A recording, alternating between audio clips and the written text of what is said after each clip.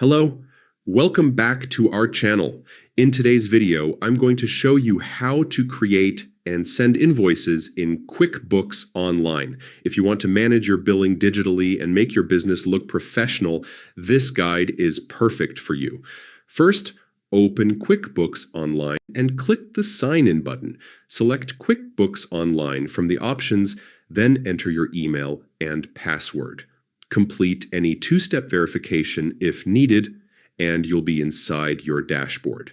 Now, let's create an invoice. In the main navigation panel, click on the New button and select Invoice from the drop-down.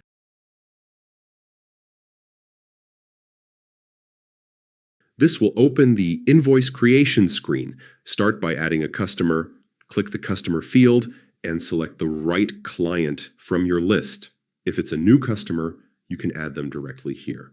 Next, add the products or services you're invoicing for. Include detailed descriptions to avoid any confusion. You can select from existing items or create new ones if needed. After that, handle any applicable taxes. QuickBooks allows you to specify the sales tax rate on the invoice, helping you stay compliant with local regulations. Finally, click Save and Send to finalize the invoice. QuickBooks will generate a digital invoice